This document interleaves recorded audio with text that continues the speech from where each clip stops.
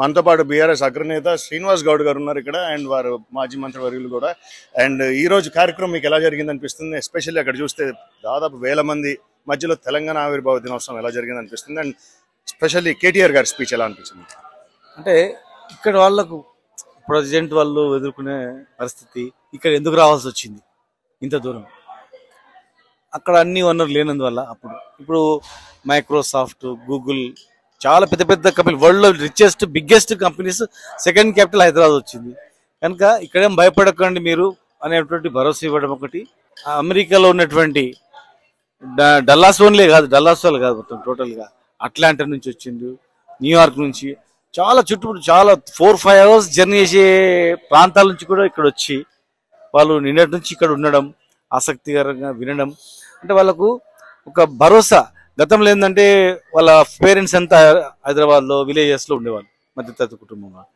అప్పుడు వాళ్ళందరూ కూడా చాలా మంది మేము అడిగాం నిన్న మొన్న, వాళ్ళ ఫాదర్స్ అందరూ సార్ వ్యవసాయం మంచిగా అవుతుంది, పంటలు మంచిగా వండుతున్నాయి, మంచి ధరలు పెరిగినాయి, భూముల ధరలు పెరిగినాయి అని వీళ్ళు కూడా కొన్ని భూములు కొనుక్కొని రకరకాలుగా మంచి స్థిరపడిన వాళ్ళు ఉన్నారు అన్నమాట.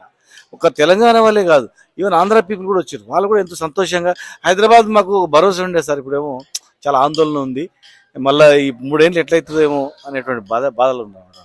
ఈరోజు ఒక విశ్వాసం కలిగేటట్లు వాళ్ళని ఆకట్టుకోవడం, వాళ్ళు ఎంతో ఇంట్రెస్ట్గా ఇక్కడ రావడం మాకు చాలా హ్యాపీగా అనిపించింది. ఖచ్చితంగా హైదరాబాద్ అనేది భారతదేశంలోనే నెంబర్ 1గా అవుతుంది, గ్యారెంటీగా అవుతుంది.